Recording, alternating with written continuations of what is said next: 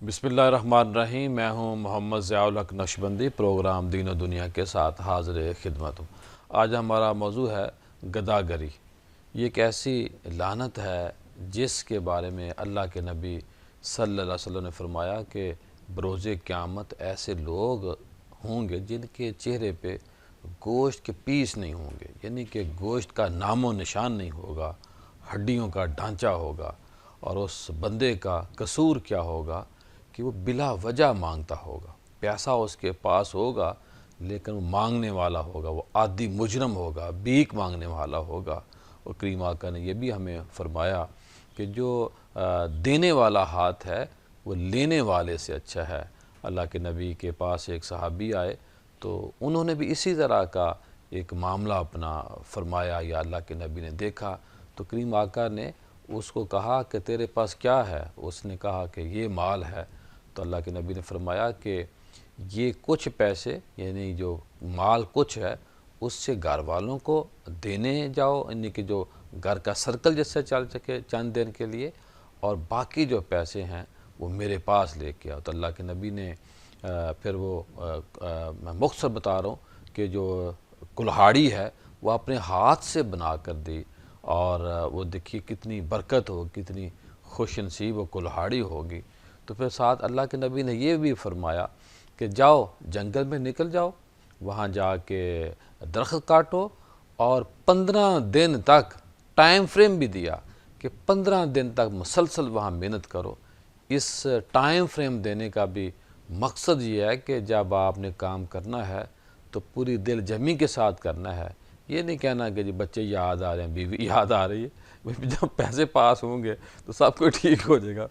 تو میرا خیال ہے کہ محنت کرنی چاہیے۔ آج کل جو خدا نخواستہ ہمارے مستحق بظاہر جو لوگ بنے ہوتے ہیں یا جن کی خدا نخواستہ کوئی مجبوری ہوتی ہے، ان کی بنیادی جو ان کا بنیادی قصور ہوتا ہے کہ پوری دل جمی کے ساتھ محنت نہیں کرتے۔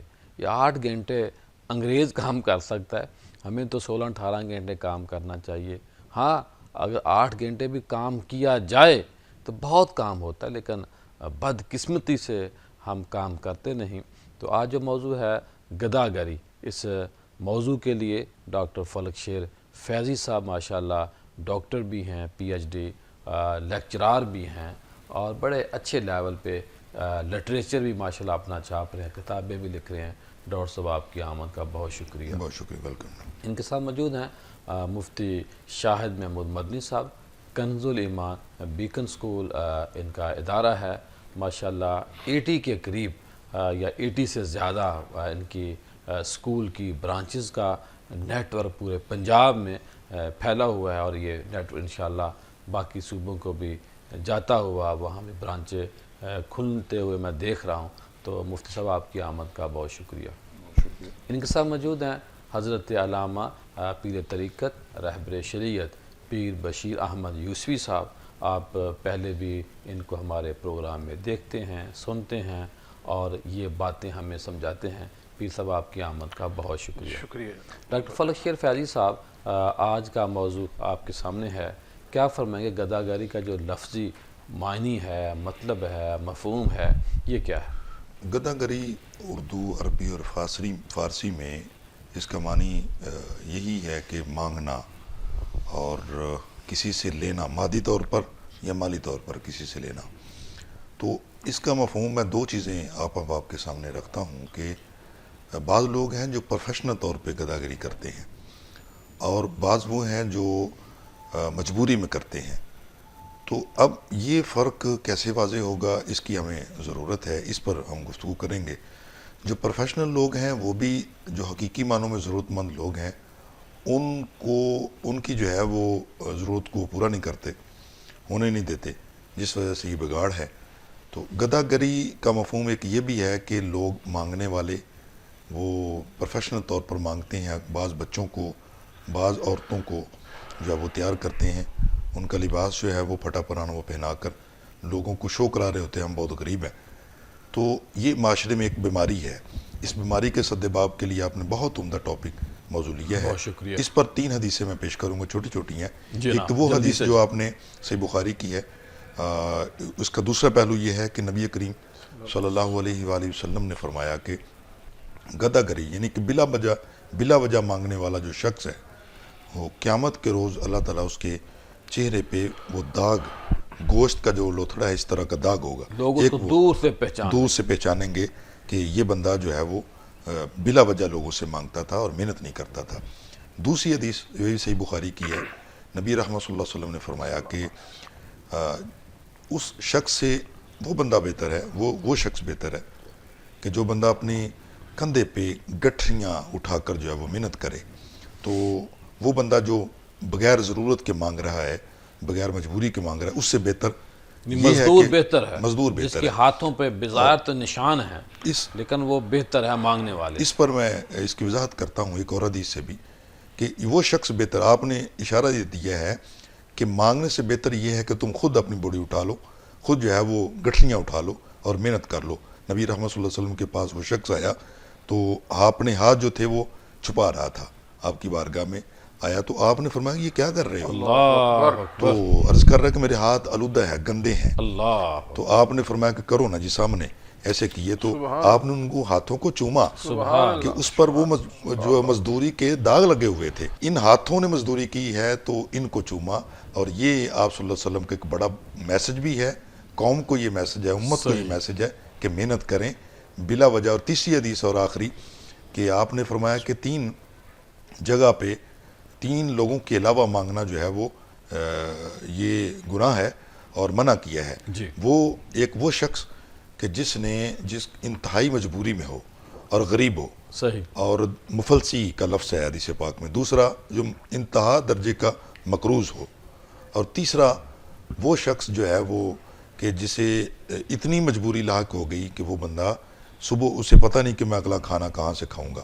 تو ان کو کہا گیا کہ وہ ضرورت کے تحت مانگ سکتے ہیں، لیکن وہ بھی ایک سٹرکچر اسلام نے دیا ہے کہ یہاں حد تک جو ہے وہ تم مانگ سکتے۔ مفتی شاہ صاحب کیا فرمائیں گے؟ کچھ لوگ ہیں جو بلا ضرورت مانگتے، جیسے ڈاکٹر صاحب بھی بات کر رہے تھے، اور کچھ ایسے لوگ ہیں بیچارے کہ جو دوسروں کے سامنے ہاتھ ہی نہیں کھول سکتے، وہ مانگ ہی نہیں سکتے، جن کو ہم سفید پوش بھی کہتے ہیں۔ وہ اندر ہی اندر وہ جیتے مرتے ہیں، اور اب ہم دیکھتے ہیں کہ چوکوں چوراہوں میں جو مانگنے والے ہیں ان میں 95% عادی مجرم ہوتے ہیں، اور خدا نہ خواستہ وہاں پہ کوئی مستحق مانگنے کے لیے آ بھی جائے تو اس کو لڑائی کے ذریعے وہاں سے نکالتے ہیں۔ کیا فرمائیں گے آج کے موضوع کے حوالے سے؟ بسم اللہ الرحمن الرحیم۔ اللہ تبارک و تعالیٰ قرآن پاک میں اس حوالے سے 2 آیات مقدسہ جو اللہ کا کلام میں ہے میں عرض کرتا ہوں۔ فرمایا وفی اموالہم حق للسائل والمحروم، اور دوسری آیت میں فرمایا واما السائل فلا تنہر۔ ضیاء بھائی، گدھا گھری جو پیشہ ورانہ ہے وہ اس کی تو جتنی مذمت کی جائے کم ہے، اور اس کو ہمیشہ کے لیے اس کی آئین پاکستان بھی منع کرتا ہے، اس کی حوصلہ شکنی ہونی چاہیے۔ اور میں آپ کیونکہ صاحب اقتدار نہیں ہے، صاحب منبر و محراب ہیں، تو ہم تو زبانی انداز سے یہ تربیت کر سکتے ہیں اور سمجھا سکتے ہیں اور کہیں گے، اور آج بھی اسی کے لیے پروگرام آپ نے ماشاءاللہ ترتیب دیا۔ لیکن اس ساری سچویشن میں میرا خیال ہے کہ ایسا نہیں ہے کہ ہمیں نہیں پتہ کہ گداگر کون ہے اور پیشہ ور بھکاری کون ہے۔ پیشہ ور بھکاری ہر وہ انسان ہے جس کی بھیک ختم ہی نہیں ہو رہی، جی، جو اسلام نے تو ایک حد تک جا کے اجازت دی تھی کہ اگر تیرے پاس کھانے کو نہیں ہے، پینے کو نہیں ہے، پیسے کا پیاسا، تو وہ ایک محدود لمٹ میں رہ کے مانگ سکتا تھا۔ لیکن یہ جو پیشہ ور لوگ ہیں ان کی بھیک مانگنے کے انداز، کیونکہ یہ آسان وے ہے، آسانی کے ساتھ روزانہ گھر بہترین مال لے جانے والے لوگ ہوتے ہیں، اس لیے انہوں نے اس کو صاحب عادت بریک اپنا میں پیر بشیر صاحب فرما رہے تھے کہ گجرانوالہ میں ایک شادی ہوئی ہے، کوئی 1.25 کروڑ روپیہ انہوں نے بھیک مانگنے والوں نے اپنی دادی یا نانی پہ خرچ کر دیا ہے، اب یہ اور بوفے سسٹم وہاں لگا ہوا تھا۔ یہ وہ معاملات ہیں ضیاء بھائی جو رہے ہمیں جو ہے وہ ہماری ہنسیوں میں بھی رونا ہے۔ جی جی، یہ سارے وہ معاملات ہیں جس میں ہماری ہنسیوں میں مفتی صاحب کیا کریں، یہ چہروں پہ اب تو ہنسنا بھی مشکل ہو گیا، بہت مشکل ہو گیا، بہت مشکل ہو گیا۔ تو میں یہ گزارش کر رہا تھا کہ اللہ تبارک و تعالیٰ نے جو صاحب مال ہے اس کو تو یہ فرمایا ہے کہ تیرے مال کے اندر، جیسے میں نے آیت پڑھی وفی اموالہم حق للسائل والمحروم، فرمایا تیرے مال کے اندر سائل کا بھی حق ہے اور جو محروم ہے اس کا بھی حق ہے. اس میں دونوں کا ذکر ہو گیا جس کا آپ نے سوال میں تذکرہ کیا. بہت سارے انسان ایسے ہوتے ہیں کہ جو مستحق ہوتے ہیں لیکن اپنی عزت نفس اور اپنی سفید پوشی کی وجہ سے کسی کے سامنے ہاتھ نہیں پھیلاتے. نمبر ایک. نمبر دو، عزت دار آدمی وہ بہت سارے ایسے ہیں جو اس وجہ سے بھی ہاتھ نہیں پھیلاتے کہ یہ کل کو مجھے شرمندہ کرے گا اور ہمیشہ کے لیے میرے سر کو جھکائے رکھے گا. تو یہ جو طبقہ ہے اس کو محروم کے لفظ سے تعبیر کیا گیا کہ جو ضرورت مند بھی ہے لیکن سوال نہیں کر رہا. اور ایک وہ آج ہے، کل تو ہم وہ سکہ دیں نا ان کو تو وہ غصہ کرتے ہیں کہ کیا جی میں فرمائیں گے اسی طرف صاحب؟ آ رہا ہوں. جی میں اسی طرف آ رہا ہوں. اور جو ضرورت مند ہے لیکن پھر وہ مانگ رہا ہے اور واقعی ضرورت مند ہے تو اس کو دے بھی دینا چاہیے. اور جب مانگ رہا ہے، بیکاری پروفیشنل نہیں، میں ضرورت مند کی بات کر رہا ہوں. اور فرمایا کہ پھر ایسے بیکاری میں کو پیر صاحب کی طرف جانا روکیں. چاہ رہا ہوں. پیر صاحب کیا فرمائیں گے آج کے موضوع کے حوالے سے؟ بسم اللہ الرحمن الرحیم. الصلاۃ والسلام علیک یا سیدی یا خاتم النبیین. انتہائی محترم پیر ضیاء الحق نقشبندی صاحب، آپ نے اس معاشرے کے ایک ایسے پہلو پر آج موضوع رکھا ہے کہ جو ہمیں ہر گلی کی نکر پر، ہر اشارے پر، ہر چوراہے پر نظر آ رہا ہے. اسلام نے ہمیں ایک متوازن معاشرہ دیا ہے. قرآن مجید فرقان حمید نے ہمیں کہیں فرض کے طور پر اور کہیں حسن اخلاق کے طور پر دوسروں کی مدد کا حکم دیا ہے. زکوٰۃ کے ذریعے حکم ہے، یہ تم پر فرض ہے، اور ویسے کسی کو صدقہ خیرات دینے کا بھی حکم ہے. لیکن جو ہمارا موضوع ہے جس میں میرے محترم بھائیوں نے پہلے وضاحت بھی فرمائی ہے کہ دو قسم کی گداگری ہے. ایک تو وہ جن کو بالکل عادت پڑ چکی ہے، انہیں صبح پوری پلاننگ کے ساتھ گھر سے نکلنا ہے اور پھر معاشرے میں بکھر کر لوگوں سے مانگنا ہے. ایک جو دوسری وضاحت ہوئی ہے جس کو میں گداگر نہیں کہوں گا، ضرورت مند کہوں گا. قرآن نے بھی اس کو محروم کے لفظ سے لکھا ہے کہ یہ بیچارہ جس کو کوئی ضرورت پڑ رہی ہے تو اس کے لیے ہمارے معاشرے کے اندر اللہ تعالیٰ نے یہ حکم دیا ہے صاحب استطاعت لوگوں کو کہ اگر تم، حدیث شریف ہے بخاری شریف کی، اگر تم کسی کی پریشانی دنیا میں دور کرو گے اللہ آخرت میں تمہاری پریشانی کو دور فرمائے گا. اسی طرح ساتھ یہ بھی حکم دے دیا کہ اگر تم سوال سے بچو گے اللہ تمہیں بے نیاز کر دے گا، اگر تم قناعت اختیار کرو گے اللہ تمہیں غنی کر دے گا. تو ہر ممکن کوشش انسان کی ہونی چاہیے کہ سوال سے بچا جائے اور محنت کر کے اپنے معاملوں کو درست کیا جائے. اور اسلام نے بھی انہی چیزوں کی ساری تعلیمات ہمیں دی ہیں. نبی اکرم صلی اللہ علیہ وسلم نے بھی یہ حکم فرمایا ہے کہ سوال کرنے سے بہتر ہے کہ اپنے ہاتھ سے محنت کرو، کام کرو.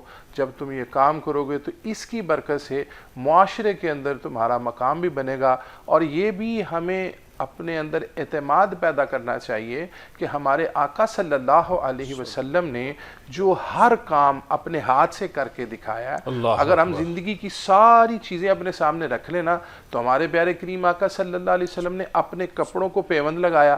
اس کا مطلب ہے کہ اگر کوئی سلائی کرتا ہے کپڑوں کی تو وہ بھی عظمت والا ہے، اگر کوئی بکریوں کو چراتا ہے تو وہ بھی عظمت والا ہے، اگر کوئی زمین کو کھود رہا ہے تو وہ بھی رسول اللہ صلی اللہ علیہ وسلم نے کر کے دکھایا.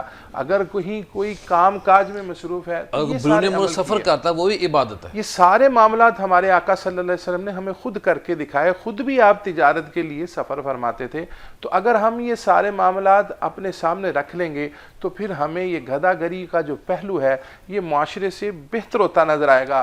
لیکن چونکہ جن لوگوں کو عادات بڑھ چکی ہیں اور دینے والے بھی اس میں شامل ہیں، ان کو بھی چاہیے کہ وہ جو خیرات کر رہے ہیں اس کو اپنے پہلے سب سے قرآن کے حکم کے مطابق اپنے عزیز و اقربا میں دیکھیں کہ کن کو یہ ضرورت ہے، جو سوال نہیں کرتے، جو مانگتے نہیں ہیں. جب وہ ان کو اس تک مال کو پہنچا دیں گے تو پھر یہ جو سڑکوں پر ایک پیشہ شروع ہوا ہے جس پر ہماری حکومت پاکستان خود بھی کئی عمل کرتی ہے لیکن وہ پھر بھی پھر رہے ہیں. اگر ہم قانون صحیح بنائیں اور طریقے صحیح کریں تو انشاءاللہ یہ گداگری والی جو ایک ہمارے معاشرے میں لعنت ہے اسے ہمیں چھٹکارا مل سکتا ہے. بریک کے بعد خوش آمدید. آج ہمارا موضوع ہے گداگری. ایک ایسی لعنت ہے جو ہمارے معاشرے کو نقصان دے رہی ہے. ویسے تو پیر صاحب نے اس پر بات کی کہ ہم ہر بندہ ہی مانگ رہا ہے، لیکن مانگنے کا جو انداز ہے ہر بندے کا مختلف ہے.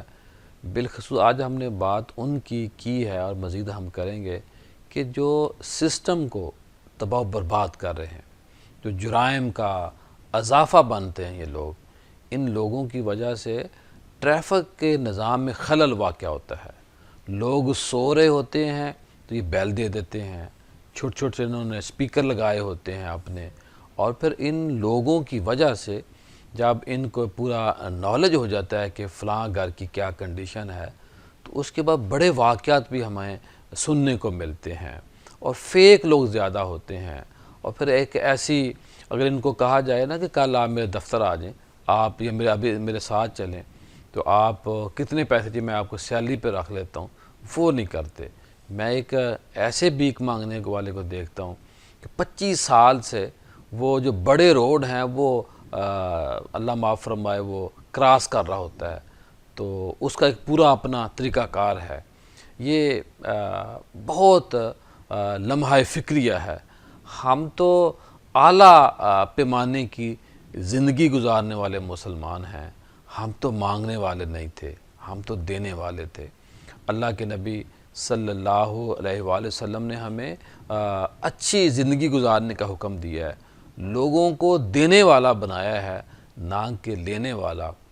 اللہ کے نبی صلی اللہ علیہ وسلم نے ان لوگوں کی مذمت کی ہے، اور جو ہماری اسٹیٹ ہے ان سے کچھ ہم اب مطالبہ کریں گے۔ تجاویز میں اپنے پینل سے لیتا ہوں کہ کچھ فلک شیر فیاضی صاحب کچھ رہنمائی دیں، کچھ تجاویز دیں کہ جس کی برکت سے، جن کے اوپر عمل کرتے ہوئے ہم خود معاشرے کو مفید بنائیں، اور ان تجاویز کے اوپر جو ہماری اسٹیٹ ہے، جو ہمارے حکمران ہے، یہ کوئی مشکل کام بھی نہیں ہے۔ ٹریفک وارڈن پہلے کھڑے ہیں، سسٹم ہر چیز موجود ہے، تو بس کرنے کا عزم ہے۔ یہ جب ہم کرونا کو، اللہ کا شکر ہے، ہم کنٹرول کر سکتے ہیں، ڈینگی کو ہم کنٹرول کر سکتے ہیں، تو ان کو تو کنٹرول کرنا زیادہ آسان ہے، اور ادارے بنے ہوئے ہیں ان لوگوں کو ایک جگہ پہ رکھنے کے لیے، ان سے کام لینے کے لیے، یعنی کہ جس سے جو کام لیا جا سکتا مزدوری، وہ کام لیا جا سکتا ہے۔ کیا فرمائیں گے فلک شیر صاحب؟ ضیاء صاحب، آپ کے جتنے بھی پروگرامز ہوتے ہیں معاشرہ کے لیے بہت مفید ہوتے ہیں۔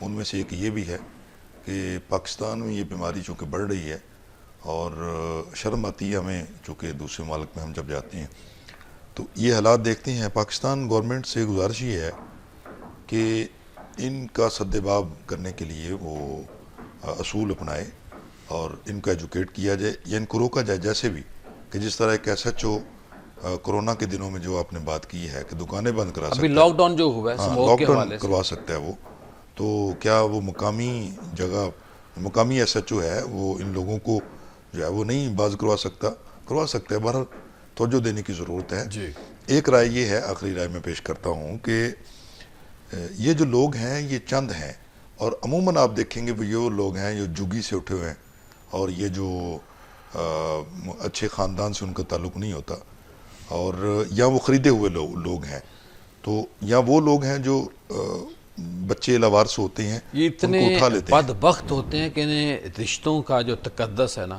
اس کا بھی علم نہیں ہوتا۔ علم نہیں ہوتا۔ اور دوسری آپ نے بڑی اہم نشاندہی کی ہے کہ چوریاں کرتے ہیں یہ لوگ، گھر جاتے ہیں، دروازہ کھٹکھٹائیں گے، پتہ چلے گا اس گھر میں یہ ہے، تو یہ ایک مافیا بن رہا ہے۔ تو آپ کا پروگرام میرے خیال سے معاشرے کے لیے مفید ہوگا۔ رائے یہ ہے کہ اس کے سدباب کے لیے الیکٹرانک میڈیا اور گورنمنٹ باہمی جو کردار ادا کر سکتی ہے ان کو کرنا چاہیے، اور اس کو خاتمے کے لیے بہت ضروری ہے، تاکہ پاکستان کا جو عالمی ایک منظر ہے اور تشخص ہے وہ ایک بہتر ہو سکے، اس کی اشد ضرورت ہے۔ جی مفتی صاحب کیا فرمائیں گے؟ بسم اللہ الرحمن الرحیم۔ ضیاء بھائی، اس حوالے سے میں گورنمنٹ سیکٹر سے بھی اور اپنے مخیر حضرات سے بھی ایک گزارش کرنا چاہوں گا کہ آپ نارملی جب ان لوگوں کے ساتھ تعاون کرتے ہیں تو نیکی سمجھ کے کرتے ہیں۔ جہاں نیکی کرنے کا حکم ہے وہاں آیت کریمہ پوری جو ہے وہ یہ ہے، تعاونوا علی البر والتقوی ولا تعاونوا علی الاثم والعدوان. اللہ تبارک و تعالیٰ فرماتا ہے کہ نیکی اور تقوی کے کام میں باہمی آپس میں ایک دوسرے کے ساتھ تعاون کیجیے، جس کا مطلب ہے کہ جو مستحق ہے، پریشان حال ہے، تکلیف زدہ ہے اور وہ بیکاری نہیں ہے، پروفیشنل نہیں ہے، تو اس کے ساتھ عزت کے ساتھ تعاون کیجیے تاکہ اس کا بھلا ہو جائے اور آپ کی نیکی ہو جائے. لیکن جو پیشہ ور ہے، جو دوسرے کا حق کھانے والا دیکھیے نا، ہے، اسلام تو ہمیں کہتا ہے کہ ایک ہاتھ سے دیں، یعنی کہ دوسرے کو مستحق کو جب دیں گے تو ایک ہاتھ سے دیں، دوسرے ہاتھ کو علم نہ ہو، یعنی اس کی تشہیر نہ ہو. جی تو میں یہی گزارش کر رہا ہوں کہ جو مستحق ہے اس کو باعزت طریقے سے اس کو دیں، اس کی مدد کریں، یہ نیکی ہے. لیکن جو مستحق نہیں ہے، آج پیشہ ور بیکاریوں کی کثرت ہمارے پاس اس وجہ سے بھی ہے کہ ہم ان کو شٹ اپ کال نہیں دیتے. ہم ان کو ان کی خواہش کے مطابق دیتے جا رہے ہیں، جس کی وجہ سے انہوں نے بزنس بنا لی ہے. تو قرآن یہ کہتا ہے کہ یہ گناہ کا جو کام ہے، یہ بڑا ہی اچھے آپ نے تجویز دی ہے کہ جب ہم ان کو دینا بند کر دیں گے تو یہ مانگنا بند کر سکتے ہیں. یعنی جب پتا ہو کہ بھئی آمدن ہو ہی نہیں دیتے، لوگ دیتے ہی نہیں ہیں، تو پھر وہ کام کریں. اس کی میں یہ بڑا اہم پوائنٹ ہے ناظرین سامعین کہ دیکھیے سب سے جو بڑے مجرم ہیں دینے والے بنتے ہیں کہ ان کو دینا بند کر دیں تو یہ مانگنا بند کر سکتے. بنیادی طور پہ ہمیں یہ سمجھنا چاہیے کہ کیا یہ ان کا مانگنا جائز ہے یا ناجائز ہے، گناہ ہے یا ثواب ہے. وہ غیر قانونی بھی ہے جی. ان کا مانگنا ناجائز، گناہ اور غیر قانونی ہے تو پھر ان کو دینا بھی اسی طرح گناہ، ناجائز اور حرام اور اللہ کے ہاں پکڑ کا باعث بنے گا. لہٰذا اگر میں آپ ان ساری چیزوں کو سمجھتے ہوئے ان کو دینا بند کر دیں گے نا تو یہ انشاءاللہ روزگار کی طرف چلے جائیں گے. اور سیکنڈلی جو ہے اس حوالے سے آپ اپنے ارد گرد معاشرے کے اندر دیکھیے، آپ دیکھیں اگر آپ کے خاندان میں کوئی مانگنے والا ہے اور آپ صاحب حیثیت ہیں تو میرے محترم شاہد بھائی ہر خاندان کے اندر 10-20 لوگ کمزور ہوتے ہیں جی میں اسی طرف نشاندہی جن کے کام ہم آسد، جن کی ہمیں ہیلپ کرنی چاہیے.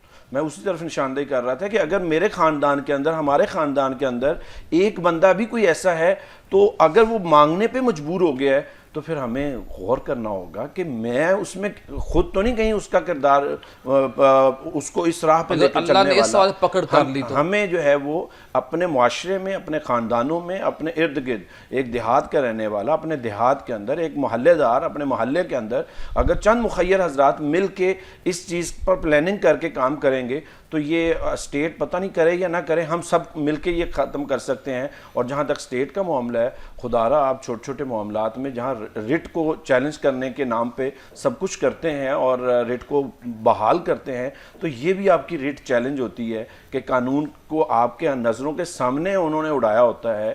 پیشہ ور ہو کے پوری دنیا میں ہمیں بیکاری بنایا ہوا ہے اور ہماری سوسائٹی اوپر سے نیچے تک سب بیکاری بن رہے ہیں. تو اس کے لیے اپنی ریٹ کو قائم کیجئے خدا کے لیے. اور اس کے لیے میں گزارش ایک یہ بھی کروں گا کہ خدا کے لیے کوئی اور ڈپارٹمنٹ، کوئی اور محکمہ نہ بنا دیجئے گا کہ یہ نہ ہو کہ جتنا ان کو روکنا تھا اپنا نیا ٹیکس ان کے اس ادارے کو لگنا شروع ہو جائے. تو اس لیے جو ادارے قائم ہیں وہی ادارے اپنی ذمہ داریوں کو پورا کریں تاکہ یہ ہم باعزت طریقے سے ان لوگوں سے جان چھڑائیں اور یہ جو سخاوت کا عنصر ہمارے ملک کے اندر ہے یہ بحال ہو. اس وجہ سے نا ضیاء بھائی ایک اور نقصان ہو رہا ہے کہ کئی مستحق ایسے ہیں جن کو ہم مدد نہیں کر پا رہے. صحیح بات. کیونکہ جب میں نے مثال کے طور پہ اگر 1000 روپیہ دینا ہے اور مجھ سے غیر مستحق آ کے لے جائے گا تو میں مستحق کو نہیں دوں گا. تو نارملی اس سے جو نقصان ہو رہا ہے وہ مستحقین کا زیادہ نقصان ہو رہا ہے. بالخصوص رمضان المبارک میں اور ان ایام میں اپنے جانے پہچانے لوگوں تو لاہور میں یا بڑے باقی جو شہروں میں رش بڑھ جاتا ہے، جانے پہچانے لوگوں کو دیا کریں اور جو آپ کے سمجھ کے مطابق واقعی مستحق ہیں ان کی مدد کریں. یہ مدد کا طریقہ ہے، یہی ثواب ہے. اللہ تعالیٰ آپ کو اور مجھے سب کو اس لعنت سے بچا کے اور اس لعنت کو دور کرنے میں اپنا کردار ادا کرنے کی توفیق دے. جناب پیر صاحب کیا فرمائیں گے؟ جی ضیاء بھائی، میں 2 باتیں آپ سے بڑی اہم عرض کرنا چاہتا ہوں. جیسا کہ مفتی صاحب فرما رہے ہیں کہ ڈپارٹمنٹ، میری 26 سال سے سوشل ویلفیئر ڈپارٹمنٹ کے ساتھ وابستگی ہے. اس کے اوپر اکثر کام ہوتا ہے لیکن بہت سی قباحتیں ایسی آتی ہیں جن کی وجہ سے پھر دوبارہ وہ اسی ٹرم پہ چلے جاتے ہیں. تو میں ایک تو یہ گزارش کروں گا آپ کے پروگرام کے توسل سے کہ جس طرح ہم نے نشہ کرنے والوں کے لیے، جرائم کرنے والوں کے لیے ریہیبلیٹیشن سینٹر رکھے ہوئے ہیں، ان کی بھی ذہنی نشو و نما کے لیے ہمیں کوئی کام کرنا چاہیے، تاکہ چونکہ جب بندہ بیکاری بن جاتا ہے نا، پھر اس کا ذہن، اس کا ضمیر، اس کا نفس اسے ملامت کرنا چھوڑ دیتا ہے، وہ پھر دنیا اس کو حقارت سے دیکھ رہی ہے اور وہ حقارت والی زندگی گزار رہا ہے۔ تو اس کے لیے بھی ہمیں ایسا نظام رکھنا چاہیے جہاں پہ اس کی ذہنی تربیت ہو، اس کو زندگی کی طرف واپس لایا جائے۔ اور دوسری بیکاریوں سے بچنے کے لیے میں ایک تجویز آپ کے چینل کے ذریعے اپنے پاکستانی عوام کو، دنیا بھر میں لوگوں کو، جو چونکہ ہم مسلمان ہیں اور ہمیں پتہ ہے ہم نے صدقہ بھی دینا ہے، خیرات بھی کرنی ہے اور ہمارے اندر جذبہ ہوتا ہے، تو میری یہ رائے ہے کہ اپنے اپنے گھروں میں ایک ڈونیشن باکس قائم کر لیں، یہ صدقے کا علیحدہ رکھ لیں، عطیے کا علیحدہ رکھ لیں، مہینہ بھر جو آپ کو کوئی تکلیف آتی ہے آپ صدقہ اس میں ڈالتے رہیں، اور پھر اپنے علاقے میں آپ دیکھیں کہ کون سے احباب ہیں جن کو ضرورت ہے، مدارس کو دیکھیں جہاں یتیم بچے پڑھتے ہیں، کوئی ایسا سینٹر دیکھیں جہاں لوگوں کی فلاح و بہبود ہو رہی ہے صحیح معنی میں، تو وہ آپ اپنے صدقات خیرات خود اکٹھے کر کے جو آپ نے دینے ہوتے ہیں وہاں تک پہنچائیں۔ جب آپ راستوں میں دینا چھوڑ دیں گے، ان کو ملنا ختم ہو جائے گا، اور وہ جو آپ کی زکوٰۃ، صدقات، خیرات کے پیسے صحیح جگہ پر جائیں گے، وہاں لوگ جو تربیت کر رہے ہیں ان کا بھی فائدہ ہو جائے گا، اور معاشرہ اس لعنت سے بھی بچنا شروع ہو جائے گا۔ اس کے لیے وقت لگے گا، محنت کریں، ہر کام کے لیے محنت ضروری ہے، جس پر ہم عمل کرنا شروع کر دیں اللہ اس کے لیے راہیں کھول دیتا ہے۔ ہم اپنا ارادہ کر لیں، دوسروں کو بھی اس کی تعلیم دیں، تو انشاءاللہ یہ معاشرہ اس بیکاری والے پیشے سے پاک ہو سکتا ہے۔ جی فلک صاحب کیا فرمائیں گے آخر میں؟ آخر میں اس موضوع پہ میں یہ بات کہوں گا کہ ہمارے لیے یہ معاشرہ اہم ہے، اس معاشرے کو ہم نے مل کر بنانا ہے۔ ہم جتنے بھی احباب اس معاشرے سے، اسلامی ریاست سے تعلق رکھتے ہیں، وہ اپنی ذمہ داری کا اظہار کرے کہ ذمہ داریاں جب دیکھیں کہ یہ غلط کام ہے اور اس کے لیے جو وہ کر سکتا ہے وہ کردار نبھائے، تاکہ وہ ذمہ داری اور معاشرے کا جو حسن ہے وہ برقرار رہ سکے۔ جی مفتی صاحب کیا فرمائیں گے آخر میں؟ اس حوالے سے میں یہ جو پیشہ ور گداگر ہیں ان سے ریکویسٹ کروں گا کہ آپ کو تو شاید اندازہ نہیں ہے کہ آپ بھیک مانگ کے اپنی رسپیکٹ کو، اپنی عزت کو پامال کر رہے ہیں، لیکن حقیقت میں آپ معاشرے کے ذلیل ترین پیشے میں جا چکے ہیں۔ تو خدا کے لیے آپ کو اللہ تعالیٰ نے انسان بنایا ہے، آپ کے اعضاء کو سلامتی دی ہے، آپ ہنرمند ہو سکتے ہیں، تو آپ اس پیشے سے، اس لعنت سے خود بچیے، جس سے آپ بھی باعزت طریقے سے، آج آپ کو پوری دنیا کے اندر جو ہے وہ برا بھلا کہا جا رہا ہے، تو میرا نہیں خیال کہ کوئی چند ٹکوں کے لیے آپ اپنی عزت کو پامال کر رہے ہیں۔ خدا را یہ پیشہ ور گداگر اس گناہ سے توبہ کریں اور باعزت روزگار کی طرف آئیں۔ روزگار القاسب حبیب اللہ فرمایا گیا، آپ کی مذمت ہو رہی ہے، اور جو رزق حلال کے لیے محنت کرتا ہے اللہ تعالیٰ کے نبی فرماتے ہیں وہ اللہ کا دوست ہے۔ تو اس مذموم پیشے سے نکل کر اللہ کے دوست بنیے، محنت کیجیے۔ جی پیر صاحب آخر میں کیا فرمائیں گے جن کی عزت نفس مجروح ہوتی ہے، یعنی کہ وہ خود اپنی عزت نفس مجروح کرتے ہیں مانگنے کی وجہ سے، کیا فرمائیں گے؟ چونکہ جب ہم نے سوال کر دیا تو اس کے بعد ہماری اپنی ہی نگاہ میں ہماری عزت ختم ہو جاتی ہے۔ اگر یہ احباب جو گداگری کے پیشے سے وابستہ ہیں، یہ معاشرے میں مقام بنانا چاہتے ہیں، تو اس پیشے کو چھوڑ کے جیسا قرآن و حدیث نے بتایا ہے کہ کوئی بھی کام جو چھوٹے سے چھوٹا لوگوں کی نگاہ میں ہوگا، اللہ اور اللہ کے حبیب کی نگاہ میں کام چھوٹا کوئی نہیں ہے، اس کو کرنا شروع کریں، تاکہ ان کی اگلی نسلیں جو بے ضمیر ہو رہی ہیں، جو گمراہ ہو رہی ہیں، پھر کئی برائیوں میں چل رہی ہیں، اگر یہ اپنی اولاد کی تربیت شروع کر دیں تو اگلی نسل ان کی بھی بہتر ہو سکتی ہے۔ اللہ تعالی ہم سب کو دین و دنیا میں کامیابی دے اور ایک صحیح معاشرے کی تشکیل میں اپنا کردار ادا کرنے کی توفیق عطا فرمائے۔ بہت شکریہ، بڑی اچھی تجاویز ہمارے پینل نے آپ کے سامنے رکھی۔ آئیے عہد کریں کہ ہم سب سے پہلے اپنے جو عزیز و اقارب ہیں ان کو دینا شروع کریں، اور دینے کا مقصد جس طرح پیر صاحب نے فرمایا، ایک گھر میں باکس رکھیں، 6 مہینے سال بعد بھی آپ اس پیسے کو کسی مستحق گھر کے فرد کو یا پھر آپ اپنے قریبی کسی ایسے معتبر قابل اعتماد مدرسے کو، ٹرسٹ کو دے سکتے ہیں، تاکہ آپ کا جو پیسہ ہے وہ صحیح معنوں میں خرچ ہو اور اس کا آپ کو گناہ کی بجائے اجر ملے۔ تاکہ پیسہ جو ہے بڑا مشکل کماتا ہے، کوئی بندہ بھی ہے پیسہ بڑا مشکل کمایا جاتا ہے، اور جو چیز مشکل حاصل کی جاتی ہے اپنے آپ کو سختی میں رکھ کے، یعنی اپنے آپ کو مشکل میں ڈال کے جو مزدوری کے ذریعے پیسہ کمایا جاتا ہے، اس کو خرچ کرتے وقت بھی 20 بار سوچا کریں، دیتے وقت سوچا کریں کہ جس کو میں پیسے ہدیہ صدقے کے طور پہ دینا جا رہا ہوں، کیا یہ اس کا اہل بھی ہے یا نہیں، یا فیک بنا ہوا ہے۔ کل دوبارہ آپ سے ملاقات ہوگی۔ السلام علیکم۔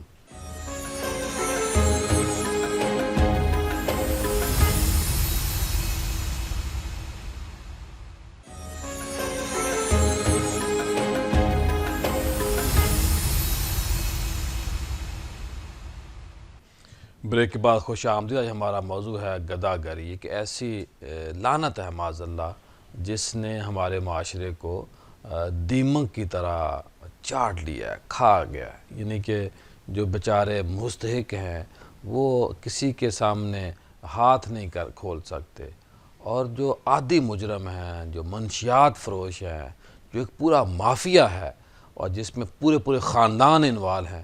ہم لاہور میں مجھے دیکھتے ہو کہ لوگ بوڑھے ہو گئے ہیں مانگتے، وہ چوک اور چوراہے انہوں نے مستقل طور پہ وہ مسلط ہوتے ہیں، اور بعض مواقع پہ ہم دیکھتے ہیں کہ 15-20 لوگ اکٹھے بیٹھ کے کھانا کھاتے ہیں، اور وہ پورا کا پورا جو خاندان ہے پھر لوگوں سے مانگتا ہے، تنگ کرتا ہے۔ اور میں تو یہ سمجھتا ہوں کہ جب یہ چوکوں چوراہوں میں مانگتے ہیں، ایک تو یہ گناہ کبیرہ کے مرتکب ہوتے ہیں، دوسرا یہ ہے کہ یہ آئین پاکستان کی بھی توہین کر رہے ہیں، کیونکہ آئین پاکستان میں مانگنا یا مانگنے والوں کو دینا درست نہیں ہے۔ اور ہم اب اس سیگمنٹ میں بات زیادہ اس موضوع پہ کریں گے، اس سبجیکٹ کے اوپر کرنا چاہتے ہیں، اس سیشن کے اوپر کرنا چاہتے ہیں کہ اس گداگری کے جو سماجی مسائل کا جس میں اضافہ ہوا ہے، یعنی کہ ان لوگوں نے یعنی کہ یہ نہ نماز روزہ حج تو دور کی بات، یہ معاذ اللہ ثم معاذ اللہ ایسے کبھی عوامل میں یہ شامل ہوتے جن کا ہم پروگرام میں نام بھی نہیں لے سکتے۔ تو ڈاکٹر صاحب، یہ جو عادی مجرم ہیں مانگنے والے، ان کی وجہ سے معاشرے کے اندر جو بگاڑ پیدا ہو رہا ہے، اور یعنی کہ میں نے پہلے بھی بات کی، بہت ساری ذہن میں باتیں آ رہی، تو کیا ہمیں کرنا چاہیے، کیسے دینا چاہیے، نہیں دینا چاہیے، کن کو دینا چاہیے؟ اور یہ تو شیشے بھی توڑتے ہیں اور ایسے خوفناک طریقے سے گاڑیوں کو شیشے پہ لاک کرتے ہیں، وہ بندہ کہتا ہے کہ بھئی پتہ نہیں کیا مسئلہ ہو گیا۔ جی بالکل، یعنی کہ بڑا، اور اگر ان کو تھوڑے پیسے دیے تو وہ غصہ کرتے، آگے سے باتیں سناتے ہیں۔ کیا فرمائیں گے آپ؟ بہت عمدہ سوال آپ نے کیا ہے، اس سے معاشرے کی رہنمائی ہو سکتی ہے۔ یہ جو مانگنے والے لوگ ہیں، ان کا تعلق جس بھی خاندان سے ہے، جس بھی علاقے سے ہے، اصل میں ان کے اثرات معاشرے پہ بہت برے جا رہے ہیں، اور اس کا سدباب کرنے کے لیے حکومت کو اقدام اٹھانے چاہیے، اور کمیونٹی جو ہوتی ہے ان کو بھی اس پر جو ہے وہ محنت کرنے کی ضرورت ہے کہ وہ ایجوکیٹ کرے کہ یہ غلط کام ہے۔ اچھا، مانگنے کے دو کیٹیگری کے لوگ ہیں، ایک وہ ہیں جو روڈوں پہ مانگتے ہیں، ایک وہ ہیں جو ویسے پیسے کسی سے ادھار لے لیں، تو لیکن مسئلہ یہ ہے کہ لینے کہاں سے ہیں، جی وہ دیتے بھی نہیں ہے نا۔ رولا یہ ہے کہ وہ تو قرضے میں آ جاتا ہے نا۔ جی وہ قرضے میں آ جاتا ہے، لیکن وہ قرضہ حسنہ جائز ہے، جس طرح پیر صاحب نے بات کی، وہ ایک پورا الگ موضوع ہے ڈاکٹر صاحب۔ لیکن بعض اوقات وہ بھی لوگ اس میں آ جاتے ہیں کہ وہ مانگنے ان کی عادت ہو جاتی ہے، اور بعض لوگوں کا جو روڈوں پہ مانگتے ہیں، بات تو آپ نے ٹھیک کی ہے کہ ان کے اثرات کیا ہوتے ہیں۔ پہلے نمبر پہ یہ ہے کہ یہ لوگ عادی ہوتے ہیں اور محنت سے عاری ہوتے ہیں، محنت سے جو ہے وہ دور ہوتے ہیں، اور یہ تاثر دے رہے ہوتے ہیں کہ یہ قوم، جس طرح پچھلے دنوں ہمارے کوئی آؤٹ آف کنٹری سے دوست آئے یہاں، ہمیں وزٹ ہم کرا رہے تھے، تو وہ ان لوگوں کو دیکھ کر کے ہر چوک پہ اور ہر اشارے پہ کہتے ہیں ہمارے ملک میں ایسا نہیں ہے۔ جیسا کہ میں تھائی لینڈ گیا اور وہاں دیکھا، مفتی شاہ صاحب کیا فرمائیں گے؟ ہم دیکھتے ہیں کہ چوکوں میں معذور لوگ بیٹھے ہیں، بازو کٹے ہوئے ہیں، اور کوئی ویل چیئر پہ ہے، بوڑھے ہیں، اور ایسے جو کردار ہیں انہوں نے اکٹھے کیے ہوتے ہیں کہ میں اس پہ سچی بات ڈر لگتا ہے کیونکہ وہ بھی انسان ہے بالآخر. تو یہ لوگ تو ہیں میں نے یہاں تک دیکھا ہے کہ ایک جگہ سارے کے سارے مانگنے والے اکٹھے ہوتے ہیں پورے علاقے کے, ایک گاڑی آتی ہے اور اس گاڑی میں بیٹھ کے وہ واپس جاتے ہیں, اور وہی گاڑی انہیں پھر ڈراپ کرتی ہے پورے چوکوں چوراہوں میں. اور یہاں کیمرے لگے ہوئے ہیں ہر شہر میں تقریباً, اس کے باوجود یہ کام ہو رہا ہے. تو اسٹیٹ کی توجہ نہیں ہے, اسٹیٹ اور کاموں میں الجھی ہوئی ہے. تو کیا کہیں گے جن جن کرداروں کو پیش کیا جاتا ہے لوگوں سے ہمدردیاں لینے کے لیے تاکہ کوئی دیے بغیر رہ نہ سکے؟ جی ابھی اس حوالے سے میری معلومات کے مطابق تو ایریاز جو ہیں نا وہ ڈیوائیڈڈ ہوتے ہیں. جی بالکل تقسیم ہے, اور ٹھیکہ سسٹم ہے باقاعدہ, اور اب لوگوں کو ہائر کیا جاتا ہے, اور اگر ان کے ایریے کے اندر کوئی نیا بھکاری خود سے آنا چاہے تو وہ اس کو ٹکنے نہیں دیتے. جی. اور یہ باقاعدہ بہانہ بنا کر, اور اگر ان کو اگر قسمت سے کہیں سے کوئی معذور اڈاپٹ کرنے کے لیے مل جاتا ہے یا اس کو دہاڑی پہ رکھ لیتے ہیں, یہ کرایہ کے قاتل ہوتے ہیں بعض ان کے اندر لوگ تو چھپے ہوتے ہیں, ایسے لوگوں کو یہ ہائر کر لیتے ہیں. اور بعض اوقات ایسا ہوتا ہے کہ یہ وہ لوگ بھی ہوتے ہیں جو صرف اور صرف اپنے محنت مشقت سے جان چھڑانے والے ہوتے ہیں. ابھی کچھ دن پہلے کی بات ہے, میں رات کو نکل رہا تھا تو دبئی چوک میں پہنچا تو سامنے ایک بابا جی آ رہے تھے اور اپنے ہاتھ میں ڈنڈا لے کے, تو وہ اس کے اشارے سے بالکل معذوروں کی طرح چلتے ہوئے آ رہے تھے. تو میں نے اس کو پہچان لیا. اب اس سے نہیں اندازہ ہو سکا تو وہ ڈائریکٹ میری گاڑی کے پاس جب شیشے کے پاس آیا تو اس نے دیکھا یہ تو مفتی صاحب ہے. تو پھر مجھے دیکھ کے میں نے مسکرا کے کہا میں بابا جی خیر ہے, آپ اس کام میں کیسے آ گئے؟ وہ جی بس, میں نے کہا آپ میرے پاس کچھ عرصہ پہلے جاب کرتے تھے, تو آپ اس طرح کیجئے صبح آ جائیں میرے پاس, میں آپ کو اس سے بہتر جاب پہ کر دیتا ہوں. تو لیکن اچھا سا جی, لیکن اچھا سا جی میں آؤں گا. ٹھیک ہے یہ, اور پھر وہ دن گزرا اور آج کا دن گزرا نہیں آیا. اسی طرح ہم ایک فاؤنڈیشن آسرا فاؤنڈیشن کے نام سے چلا رہے ہیں. ہم ایک دن اپنے آفس میں بیٹھے تھے تو ایک بھکاری آیا اور اس نے ہم سے مانگا. تو میں نے اسے کہا کہ یار دیکھو ہم راشن آپ کے گھر میں پہنچا دیں گے, آپ کو کیش اماؤنٹ کے طور پہ آپ کو پہنچا دیں گے, لیکن ایک شرط پہ دیں گے کہ آپ بھیک مانگنا چھوڑ دیں. اس نے کہا کہ نہیں یہ نہیں ہو سکتا, یہ ہمارا خاندانی پیشہ ہے. تو میرا کہنے کا مقصد یہ ہے کہ یہ وہ لوگ ہیں جنہوں نے اس کو اپنے لیے روزگار بنا لیا, عادی مجرم بن گئے, خاندانی مجرم, خاندانی ان کا بزنس بن گیا ہے یہ. تو ایسے معاشرے کے اندر میری آپ کی تو یہ تنقید ہی ہے اور سمجھانا ہی ہے, لیکن اسٹیٹ کو چاہیے کہ وہ اپنی رٹ کو چیلنج کرنا ہونے دیں. اصلاح کر رہے ہیں, ہم تو سمجھانے کے لیے کر رہے ہیں نا, ہم تو تربیت کے طور پہ کر رہے ہیں. تو کیا ہماری اسٹیٹ جہاں راتوں رات اٹھانے کے ہمارے آج کل جیسے ہم حالات دیکھتے ہیں, کسی کو اٹھا لیا تو کیا ایک چوک چوراہے سے 10 ان لوگوں کو اٹھا کے گھروں میں نہیں پہنچا سکتے؟ کیا کفالت کا سسٹم نہیں ہو سکتا؟ اگر یہ 20-30 جو ایک چوک ایک علاقے میں معذور بن کے بیٹھے ہوئے ہیں, اگر سٹیٹ ہی ان کو اپنے ذمہ لے لے یا مخیر حضرات کے ذمہ لے لے یا فاؤنڈیشنز کے ذمہ دے دے, تو یہ پاکستان اس گداگری سے نکل جائے گا. آج ہم اس المیہ میں ہیں کہ پاکستان کو باقاعدہ کہا جاتا ہے دوسری سٹیٹس کی طرف سے کہ اپنے یہاں سے بیکاری نہ بھیجا کریں ہمارے کنٹری کے اندر. پابندی لگ گئی ہے, اب ہمارے نزلہ کے لوگ دبئی نہیں آ سکتے, فلاں ملک میں نہیں آ سکتے. ہمارے لیے ڈوب اور مرنے کا مقام ہے. اسٹیٹ سے بات کر رہی ہے کہ بھئی یہ پرابلم ہے آپ کے ممالک کے لوگوں. اور ایک عرصہ پہلے میں نے ایک بات سنی, ہمارے ایک حکمران نے کہا کہ بیگرز آر ناٹ چوزر. تو کیونکہ ہم نے اپنی عزت کو تباہ خود کر لیا اور آج ہم دنیا میں بھکاری کے طور پہ مانے جا رہے ہیں, اور ہمارے اوپر پابندیاں لوگ پوری دنیا سے مزدوروں کو منگوا رہے ہیں, دوسری سٹیٹس لیبرز کو منگوا رہی ہے, اور ہمیں پہلے یہ کہا جاتا ہے کہ آپ نے فلاں کو نہیں بھیجنا, آپ نے فلاں کو نہیں بھیجنا. تو میں اپنی ریاست سے یہ درخواست کروں گا کہ خدارا ہمارا تشخص یہ نہیں ہے, ہم اپنے پاکستان کو ان بھکاریوں سے پاک کریں. ہم تو دینے والے ہیں, ہم مسلم کنٹری ہیں, ہم اسلام کے نام پہ بنے ہیں, اور ہماری ریاست کے اندر الحمدللہ ایسے صاحب حیثیت بہت سارے ہیں جو یہ چند گنے چنے لوگوں کو اپنی کفالت میں لے سکتے ہیں.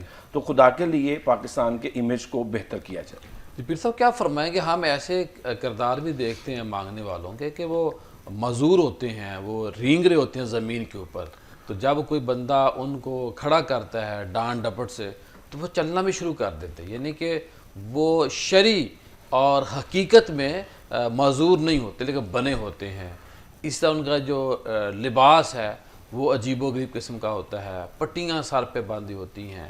تو کیا فرمائیں گے توکل کتنا ضروری ہے اگر ہم ان لوگوں کو توکل, الہیت, اللہ پہ اعتماد رکھیں, محنت کریں, کیا کہیں گے آپ؟ جی محترم ضیاء بھائی, گزارش یہ ہے کہ اللہ تعالیٰ نے انبیاء کو جب اس دنیا میں مبعوث فرمایا تو باوجود ان کو ایک صاحب اختیار بنا کے بھیجنے کے, پھر بھی انبیاء نے خود محنت کی.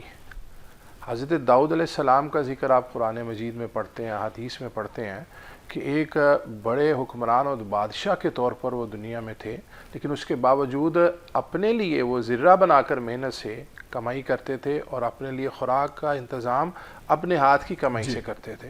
ہمارے آقا صلی اللہ علیہ وسلم نے بھی معاش کے لیے کوئی بھی پیشہ اختیار کرنے میں حرج نہیں, بالکل کوئی پیشہ اختیار کرنے میں حرج نہیں ہے. میں نے اس سے پہلے بھی آپ سے یہی گزارش کی تھی کہ ہمارے آقا صلی اللہ علیہ وسلم نے ہر کام اسی لیے کیا کہ میرا امتی جس فیلڈ میں بھی جائے, ہو سکتا ہے لوگوں کی نگاہ میں وہ کوئی چھوٹا عمل ہو, سیدھے سے روشنی لے, لیکن وہ جب رسول اللہ صلی اللہ علیہ وسلم کی بارگاہ میں دیکھے گا کہ میرے آقا صلی اللہ علیہ وسلم نے بھی یہ کام کیا ہوا ہے تو اس کام میں عظمت نظر آ جائے گی.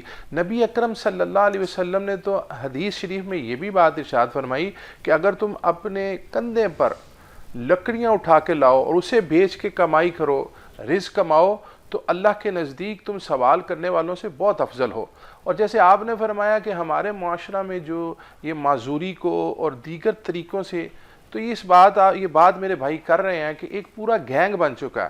اور مجھے تو یہ اندیشہ ہے کہ شاید آپ کو بعد میں اس گروپ کی طرف سے کال بھی آ جائے کہ آپ ہمارے معاملے میں کیوں ٹانگ اڑا رہے ہیں. ایک پورا پینل بن چکا ہے جس میں باقاعدہ طور پہ آرٹیفیشل طریقے سے معذور بنا کر گاڑیوں کے آگے ایک جماعت نے اپنے باکس لگائے اس شہر لاہور کے اندر, تو وہاں ان کو مارا بھی گیا اس طرح گیا کہ پورا گروہ جو ہے اس بندے کے اوپر حملہ, اور میں کسی کا نام نہیں لے رہا. تو یہ مسائل ہیں نہیں کہ یہ ایسی بدماشی کرتے ہیں, یہ جرائم پیشہ لوگ ہیں. جی میں پچھلے دنوں ایک علاقے سے گزر رہا تھا تو مجھے انہوں نے بتایا کہ یہاں جو مانگنے کا طریقہ کار ہے وہ یہ ہے کہ اچانک گاڑی کے آگے آتے ہیں اور ٹکر لگ جاتی ہے, اور ٹکر لگانے کے بعد پھر سارے اکٹھے ہو کے زبردستی اس گاڑی والے سے پیسے لیتے ہیں کہ ہمیں اب اس کے ہرجانے کے طور پر دو. اور ہر چوک چوراہے پر بعض اوقات تو آپ کو اندیشہ ہوتا ہے کہ یہ ہم پہ حملہ کر دیں گے, پیسے دیں اور جان چھوڑائیں.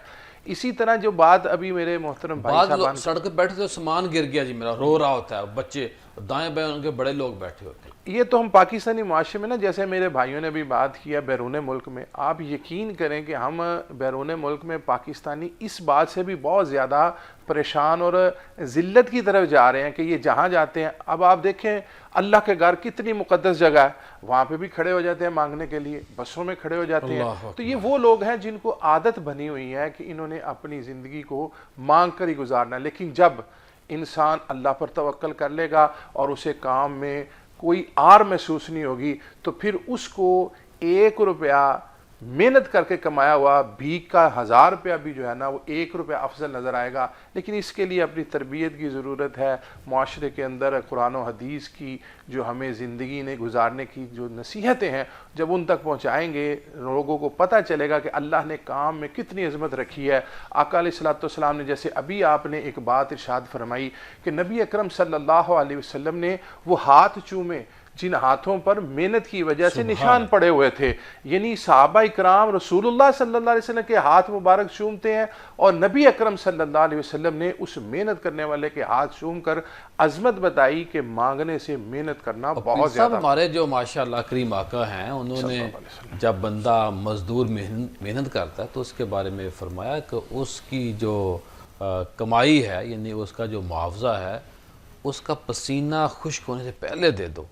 یعنی کہ اگر یہ لوگ بھیک مانگنے والے محنت کرنے پہ آئیں, مزدوری کرنے پہ آئیں, اپنے خدا نخواستہ جو مال حرام کھا رہے ہیں, کما رہے ہیں, اس کو جائز طریقے سے کمانے کی جستجو کریں گے, اس میں لگ جائیں گے, تو کریم آقا صلی اللہ علیہ وسلم نے ان کے حقوق کا حکم دیا ہے. کن لوگوں حکم دیا ہے؟ جو کام کرواتے ہیں. پروگرام کا سلسلہ جاری ہے, ملتے ہیں بریک کے بعد.